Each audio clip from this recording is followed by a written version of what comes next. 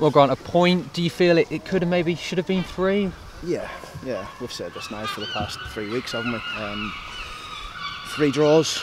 It's not safe us. It's not what we want, but these will probably turn into good draws when we start winning a few games, and these 2 home games coming up are crucial for us to take 6 points. Is that the key thing from your point of view? Yes, draws, you get a point, but you need to start getting those wins, don't you? Well, listen, draws away from home are always good, aren't they? But the position we're in, we're playing catch up a little bit. We've got a couple of games in hand on a few teams, so every point for us is precious. Ideally, we would like the 3. You know, we feel as if the goal was a blatant handball. I don't know how they missed it, and the linesman's missed it on the far side. Nathan Delfonso's just told a few of the players, I can't believe we got away with it. So it's ridiculous, you know, that some of the decisions of the officials today, without getting myself into trouble, was for both teams. Not for us, for both teams. It was just, I don't know. But I mean, listen, that ultimately that decision has got them a goal right in the stroke of half time. But the boys rallied again. They came. Blackpool probably had the better of the first 10 or 15 minutes of the second half. It was a difficult surface. It's difficult to play on that pitch. And I thought we played some excellent football, especially in their half, and created numerous chances to win the game, but we just couldn't take them. You're going, 1-0 up at half time. That's the way it stays. You know, you've got something for that second half, haven't you? That goal right on the stroke of half time maybe just kills the momentum, kills a bit of it. Yeah, it did. But I had belief that we could go and win the game. I mean, I think Bondi's had, he's had 1 shot to save and the goal in the whole half, in the whole game. So we were quite comfortable defensively. I thought we looked excellent. But it's just the last little bit that's missing at the minute. It's good to see Jack scoring. He hadn't scored for a while. Good ball from Madison. I thought Madison was outstanding. Some of his play today, hard to deal with when he's on that form. Possibly could have had a couple of goals himself, drifting in off his left foot that he'd be disappointed he didn't take. But listen, we can't be too down about it. We have to dust ourselves down. We have to make sure the boys are fresh for the weekend, albeit they're running here.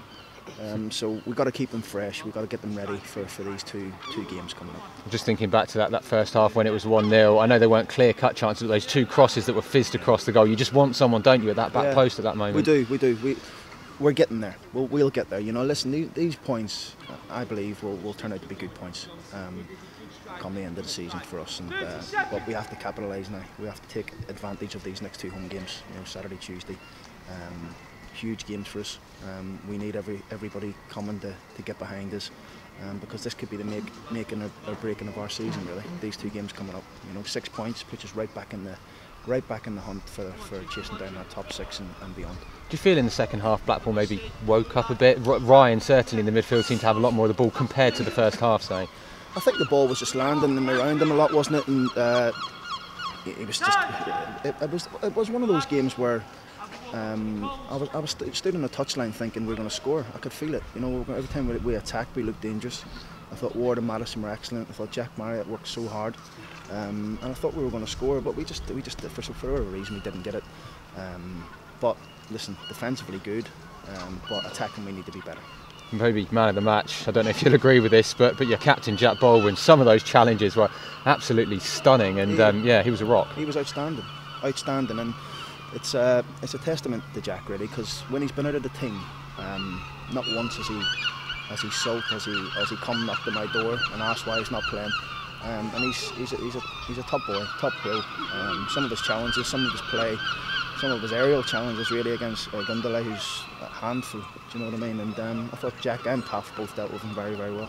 And it's not a decision you've made yet this season to put Stephen Taylor on the bench for a League One game. So, what was your thinking in that decision? Well, Tails has played probably the most games he's ever played in his career with us, and I was explaining to him yesterday the way that the games that we've probably played more games already than a full Premier League team would play in a season. With the cup replays and stuff like that. So Tails has played every league game. I felt as if it would be good to give him a breather. And listen, Cafazoli and Ball were excellent, so I was really pleased with that. So from your point of view, could turn out to be a valuable point. These next 2 games could be what the season rides on? It could, 100%. Listen, every game's huge for us now. Every game's huge, every point's huge, and I'm not sure where it puts us in the league. I'm not really too bothered. I'll be bothered come the end of the season where we are, and it keeps chopping and changing every week, doesn't it? So I'm looking forward to the running now. The boys are looking forward to it. They're disappointed again to come away from here with a draw. A team who's just gone and beaten Wigan away from home, and we're in there as if we just got beat. So I just picked the boys up again and said, listen, 6 points from these next 2 games is a must for us, and you know, I think I've got firm belief we can do it.